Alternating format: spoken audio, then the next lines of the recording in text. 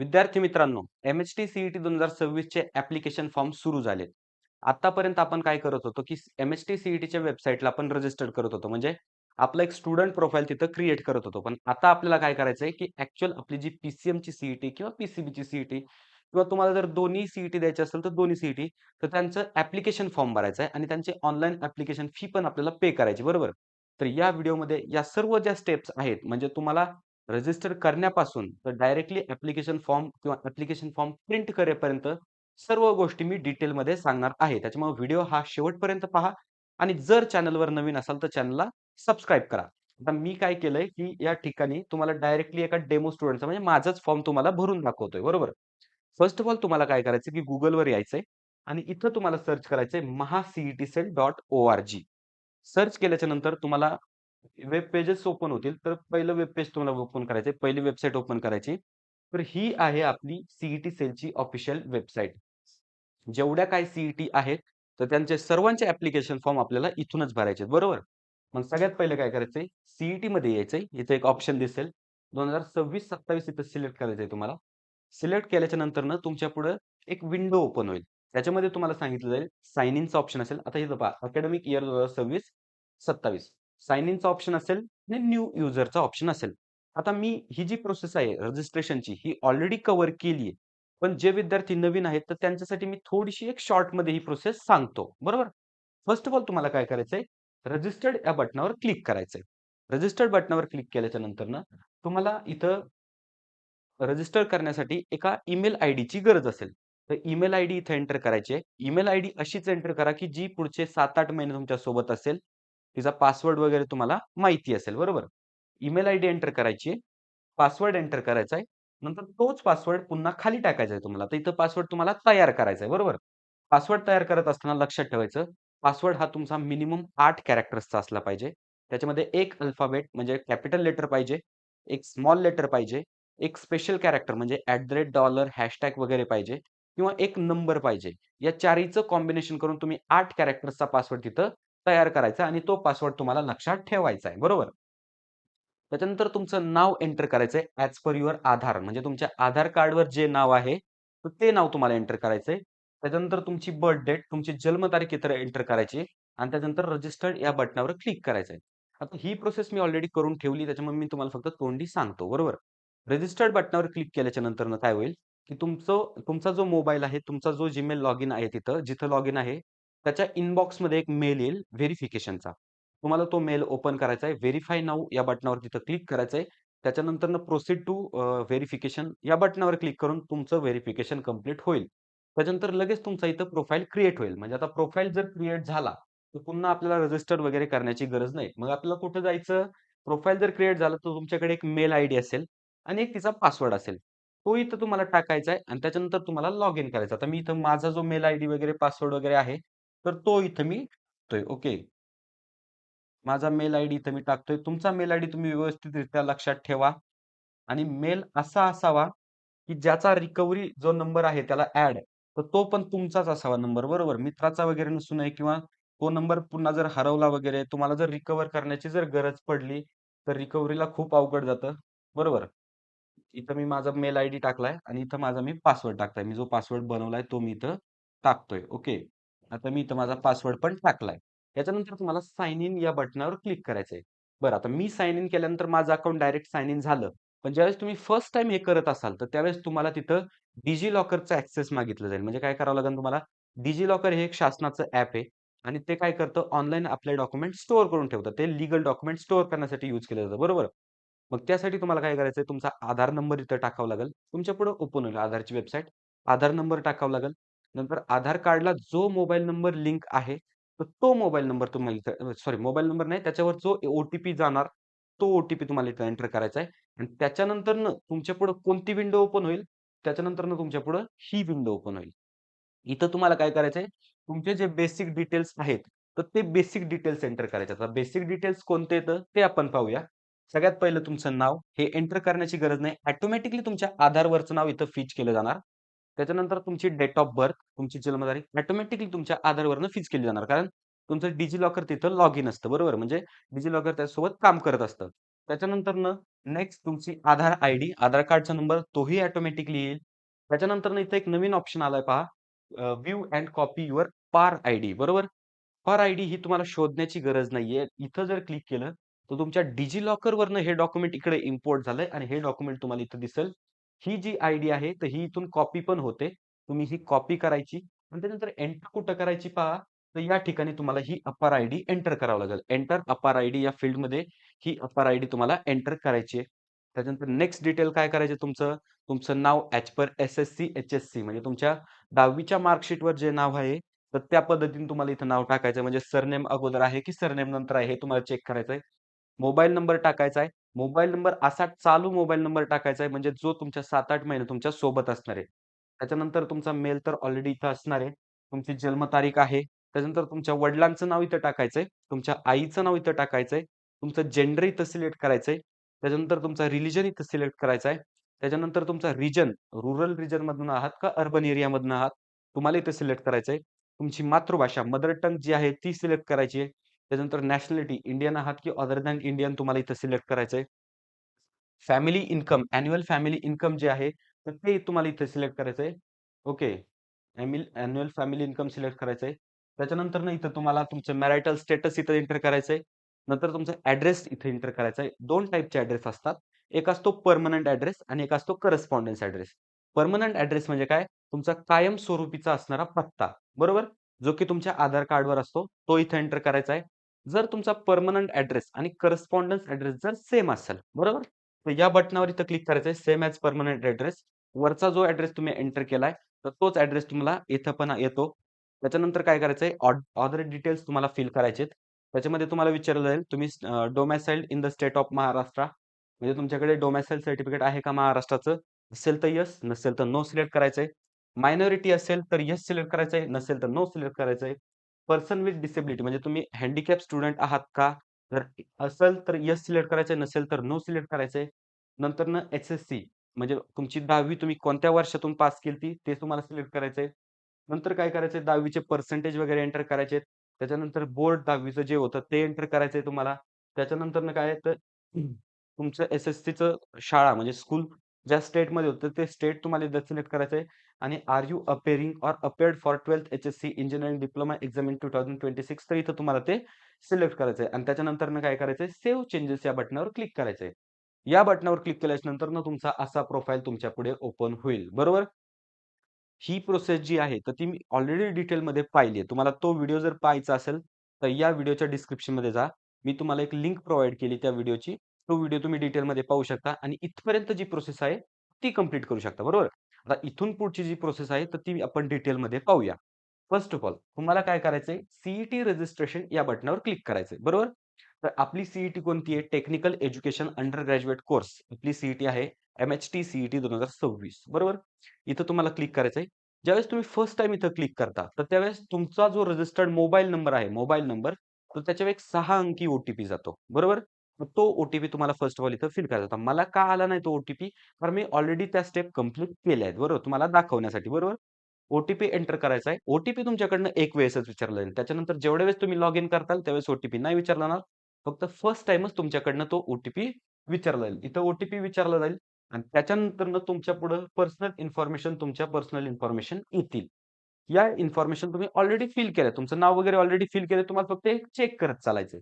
Check करत चालायचंय. Save and proceed या बटनावर क्लिक करत चालायचंय तुम्हाला. तुमचा नंतर इथं ॲड्रेस विचारला जाईल. ॲड्रेस तुम्ही ऑलरेडी फिल केला असेल. या ज्या स्टेप्स आहेत, काही स्टेप्स आहेत, या स्टेप्स तुम्हाला व्यवस्थितरित्या कंप्लीट करायच्या आहेत. पहा किती स्टेप्स आहेत. Domicile, qualification details, examination details, okay. आपलं पर्सनल इन्फॉर्मेशन आपण चेक केली. ॲड्रेस चेक करायचा आहे. ओके. त्याच्यानंतर सेव्ह अँड प्रोसीड या बटनावर क्लिक करायचं आहे. त्याच्यानंतर नेक्स्ट स्टेप डोमिसाइल तुम्हाला तिथं चेक करायचं आहे. ओके. ऑर्फन वगैरे तुम्ही आहात का? हे ऑलरेडी मी तुम्हाला सांगितलं. कॅटेगरी वगैरे तुमची इथं चेक करायची आहे. त्याच्यानंतर तुमची इथं कास्ट तुम्हाला सिलेक्ट करायची आहे. या पद्धतीने मी ऑलरेडी हे सिलेक्ट करून ठेवलंय. काय विचारलंय? Disability information no, orphan no, category information तुम्हाला विचारली आहे. तुमची तर कॅटेगरी तुम्हाला सिलेक्ट करायची. ओ-बी-सी असेल, एन-टी असेल, व्ही-जे असेल, एस-सी असेल, एस-टी असेल किंवा ओपन असेल. त्याच्यानंतर त्याच्या अंडर येणारी कास्ट तुम्हाला इथं सिलेक्ट करायची. मी ऑलरेडी इथं सिलेक्ट केली आहे. त्याच्यानंतरनं सगळ्यात महत्त्वाची आणखी एक गोष्ट, या ठिकाणी तुम्हाला विचारलं जातंय, की तुमच्याकडे जातीचे प्रमाणपत्र आहे का? म्हणजे तुमच्याकडे कास्ट सर्टिफिकेट आहे का? आता मी इथं नॉट अप्लाइड केलंय बरोबर. पण इथं लक्षात घ्या, इथं 3 ऑप्शन तुम्हाला येतायत, की अवेलेबल म्हणजे आहे. त्यानंतर दुसरा ऑप्शन आहे अप्लाइड बट नॉट रिसीव्ह म्हणजे तुम्ही अपलोड करायला टाकलंय म्हणजे अप्लाय केलंय, पण तुम्हाला अजून प्रमाणपत्र मिळालेलं नाही. आणि तिसरं आहे नॉट अप्लाइड बरोबर. कोणताही ऑप्शन जरी तुम्ही क्लिक केला तरी काहीही प्रॉब्लेम नाहीये बरोबर. आता मी जर इथं अवेलेबल म्हणजे माझ्याकडे सर्टिफिकेट आहे, अवेलेबल जर केलं, तर तुम्हाला इथं येतंय, की तुमच्या कास्ट सर्टिफिकेटचा नंबर इथे टाकायचा आहे. ओके आणि त्याच्यानंतर do you have non creamy layer इथं तुम्हाला पुन्हा विचारलं जाईल, तुमच्याकडे कास्ट व्हॅलिडिटी सर्टिफिकेट आहे का? ओके. जर असेल तर येस सिलेक्ट करा, नसेल तर नो करा. म्हणजे अवेलेबल सिलेक्ट जर मी केलं, तर मला इथे येतंय तुमच्या जात पडताळणी प्रमाणपत्राचा नंबर टाका. त्याच्यानंतर पुढे येतंय अजून काय? तर नॉन क्रिमी लेयर सर्टिफिकेट तुमच्याकडे आहे का? मी इथं जर अवेलेबल केलं, तर या पद्धतीने मला चेंजेस इथं पाहायला मिळतायत. आता लक्षात घ्या, caste certificate, caste validity certificate आणि नॉन क्रिमी लेयर हे जे 3 सर्टिफिकेट असतात, हे प्रत्येक कास्टच्या विद्यार्थ्यांना म्हणजे कंपल्सरी असतात. म्हणजे काय एस-सी, एस-टीसाठी एस-सी, एस-टीसाठी नॉन क्रिमी लेयर नसतं. पण बाकीचे जर आपण पाहिलं एस-सी-बी-सी असेल, ओ-बी-सी असेल, त्याच्यानंतर एन-टी असेल, या सर्वांसाठी काय लागतं आपल्याला? हे पर्टिक्युलर विद्यार्थी या कॅटेगरीचे आहेत, तर हे दाखवण्यासाठी आपल्याला लागतो caste certificate, caste validity certificate आणि त्याच्यानंतर नॉन क्रिमी लेयर सर्टिफिकेट. जर तुमच्याकडे असेल तर इथं अवेलेबल सिलेक्ट करा. नसेल तर नॉट अवेलेबल इथं तुम्ही सिलेक्ट करा. तर मी इथं नॉट अवेलेबल सिलेक्ट करतोय बरोबर. सिलेक्ट केल्याच्या नंतरनं सेव्ह अँड प्रोसीड या बटनावर क्लिक करतोय. त्याच्यानंतर मला इथं क्वालिफिकेशन डिटेल्स वगैरे विचारल्या जातायत. या डिटेल्स तुम्ही व्यवस्थित वाचून घ्या आणि त्याच्यानंतर इथं सिलेक्ट करून टाका. बरोबर. आता मी या ऑलरेडी फिल केलेत. ऑटो सेव्ह झालंय त्याच्यामुळे या पद्धतीने इथं येतंय. आता मी इथं जर समजा बेसिक डिटेल्समध्ये गेलो, मला अजून एक गोष्ट दाखवायची ती म्हणजे अपलोड सेक्शन. अपलोड सेक्शनमध्ये जर तुम्ही आले, ओके. तर इथं तुम्हाला 3 गोष्टी अपलोड करायच्यात. पहिलं तर तुमचा फोटो, नंतर तुमची सिग्नेचर, नंतर तुमचं आधार कार्ड किंवा कोणतंही आयडेंटिटी कार्ड. पहा आता फोटोसाठी काय इन्स्ट्रक्शन दिलेत, की तुमचा फोटो, हा जो तुमचा फोटो आहे, तर तो 20 केबी ते 5 एमबी पर्यंत असावा. त्याच्यानंतर सेकंड इन्स्ट्रक्शन काय आहे, तर तुमची सिग्नेचर वगैरे, ओके. सिग्नेचरसाठी ते इन्स्ट्रक्शन आहेत आणि त्याच्यानंतर तुमचं इथं आयडेंटिटी कार्ड, फोटो आयडेंटिटी आता मी आधार सिलेक्ट केलंय, पण भरपूर सारे आयडेंटिटी कार्ड इथं आहेत. पॅन कार्ड आहे, ड्रायव्हिंग लायसन आहे, वोटर आयडी आहे, बँक पासबुक आहे, आधार कार्ड आहे. यापैकी तुम्ही कोणतंही एक सिलेक्ट करू शकता आणि अपलोड करू शकता. बरं आता अपलोड वगैरे करणं इथं तुम्ही डायरेक्टली इथं क्लिक करायचंय. त्याच्यानंतर तुम्हाला अपलोड ऑप्शन येईल. मी तुमचा वेळ वाचावा म्हणून थोडंसं तुम्हाला फास्ट सांगतोय. त्याच्यानंतर अपलोडिंग वगैरे झाल्याच्या नंतर तुम्हाला इथं सबमिट करायचंय. बरोबर?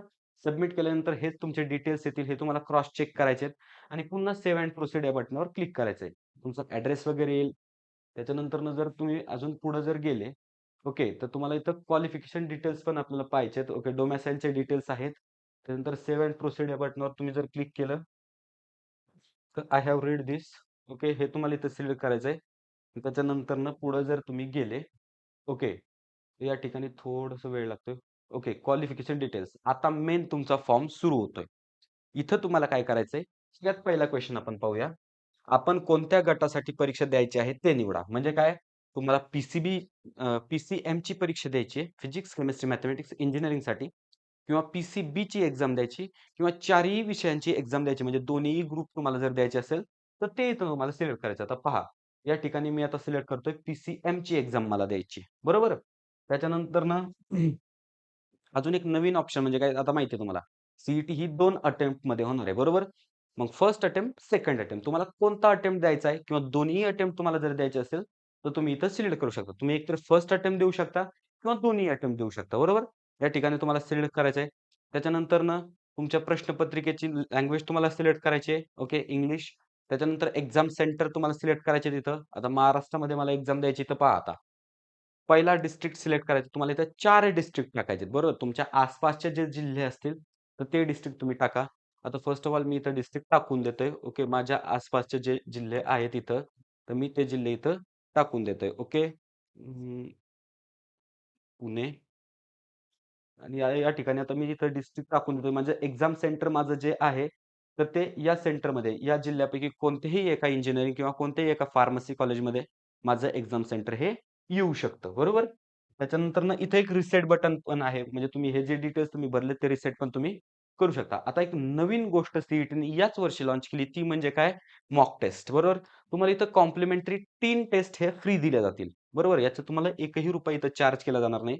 पण ॲडिशनल जर तुम्हाला टेस्ट हव्या असतील, टोटल 6 टेस्ट आहेत सीईटीच्या म्हणजे या 3 फ्री आणि 3 पेड टेस्ट आहेत. ह्या टेस्ट जर तुम्हाला घ्यायच्या असतील, तुम्ही इथं सिलेक्ट करायचं आणि पेमेंट करायचं. बरोबर. त्याच्यानंतर सायकोमेट्रिक टेस्ट पण इथं तुम्हाला आहेत. Total 3 complimentary and 3 paid test म्हणजे भरपूर साऱ्या गोष्टी आहेत. फॉर्म भरताना तुम्हाला ह्या दिसतीलच. बरोबर. त्याच्यानंतर या पद्धतीने तुम्ही इथं फॉर्म भरलाय. ओके. इथं तुम्ही सेंटर सिलेक्ट केलेत. त्याच्यानंतर लँग्वेज सिलेक्ट केली आहे.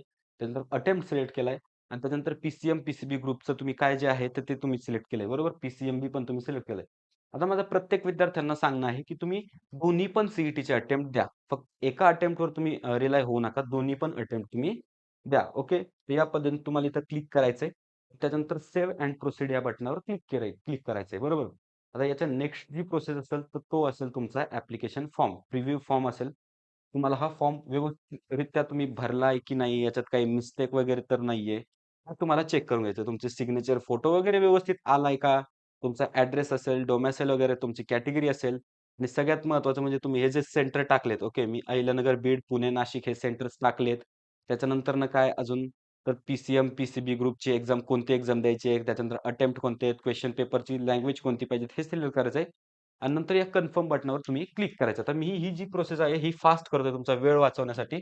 पण तुम्हाला ही प्रोसेस टाईम लावून करायची आहे. Are you want to proceed with the payment? Yes. आता मला पेमेंट करायचं इथं, बरोबर? आता पेमेंट किती असणार आहे हे तुम्हाला एकदा लक्षात घ्यायचं आहे, बरोबर? थोडंसं मी एक पेमेंटचा क्रायटेरिया तुम्हाला इथे एक्सप्लेन करतो. जर आता पेमेंट ऐका. जर तुम्ही कॅटेगरी समजा आधी आपण ओपनचं कन्सिडर करूया. ओपन जर स्टुडंट असाल, ओपनचे स्टुडंट असाल, जर तुम्हाला पी जर द्यायचं असेल, तर तुम्हाला पी जर द्यायचं असेल, तर या ठिकाणी तुम्हाला ₹1200 आहेत. बरोबर? त्याच्यानंतर पी जर द्यायचं असेल, तर तुम्हाला या ठिकाणी ₹1200 आहेत. बरोबर? पी जर द्यायचं असेल, तर ₹1200 पी द्यायचं असेल, तर ₹1200 आणि जर कॅटेगरीमध्ये असाल तुम्ही कॅटेगरी जर मध्ये असाल तर तुम्ही पी जर द्यायचं असेल, तर तुम्हाला या ठिकाणी ₹1000 आहेत आणि त्याच्यानंतर पी जर द्यायचं असेल, तर तुम्हाला इथं ₹1000 आहेत. तुम्ही ज्या पद्धतीने ग्रुप सिलेक्ट केलाय, तर त्या पद्धतीने तुम्हाला इथं पेमेंट येतंय. आता मी कॅटेगरीमधून फॉर्म भरलाय आणि मी काय केलं इथं, तर या ठिकाणी टोटल पेमेंट इथं माझं आलंय. बरोबर. दोन्ही अटेम्प्टसाठी पे केलंय ना, म्हणून इथं ₹2000 आलं. म्हणजे जर तुम्हाला पी जर द्यायचं असेल, तुम्ही जर कॅटेगरीमध्ये असाल आणि दोन्ही अटेम्प्ट द्यायचे असेल, तर तुमची फी पहा किती कोणत्या पद्धतीने येते. म्हणजे 1200-1200, 2400 प्लस 2400 दोन्ही अटेम्प्टचे म्हणजे तुम्हाला इथं पे करावे लागणार आहेत. या ठिकाणी तुम्ही सिलेक्ट करायचंय. डिटेल्स तुमचे पाहायचेत, कॅटेगरी वगैरे तुमची पाहायची आहे आणि त्याच्यानंतरनं इथं टोटल ॲप्लिकेशन फी 1200 इथं तुम्हाला प्रोसीड टू पे या बटनावर क्लिक करायचंय. त्याच्यानंतरनं तुमचा इथं कार्ड नंबर वगैरे तुम्ही काही टाकू शकता. यू-पी-आय पण आहे. यू-पी-आयने तुम्ही इथं डायरेक्टली पेमेंट करू शकता. फोनपे, Google Pay या ठिकाणी तुम्ही यूज करून पेमेंट करू शकता. पेमेंट केल्याच्या नंतरनं तुम्हाला आपण जो अगोदर फॉर्म पाहिला होता, तर त्या फॉर्मसारखाच तुम्हाला एक पुन्हा फॉर्म म्हणजे डाउनलोड होईल आणि तो तुमचा फायनल फॉर्म असेल. मग तुम्ही कन्सिडर करू शकता ह्या सगळ्या स्टेपमधनं गेल्यानंतर तुम्ही सी फॉर्म भरलाय.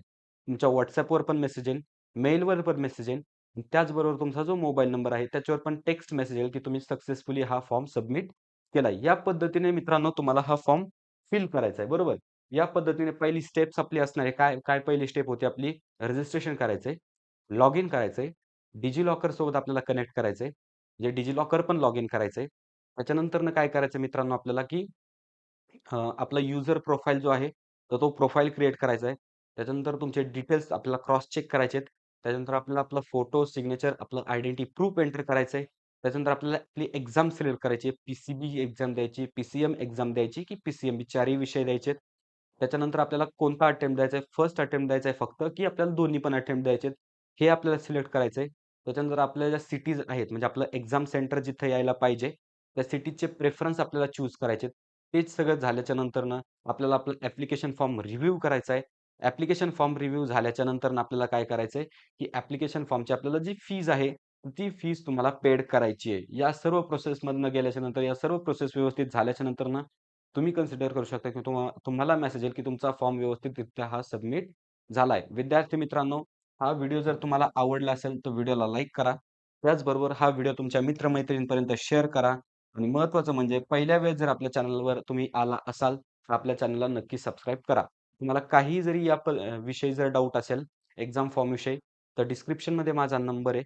त्याचबरोबर आपल्या WhatsApp ग्रुपची लिंक पण डिस्क्रिप्शनमध्ये आहे. तिथं तुम्ही जॉइन करा आणि मला नक्की कॉन्टॅक्ट करा. मी तुम्हाला नक्की मदत करण्याचा प्रयत्न करीन. तर ठीक आहे मित्रांनो, भेटूया नेक्स्ट व्हिडिओमध्ये अशाच एका इन्फॉर्मेटिव्ह टॉपिक सोबत.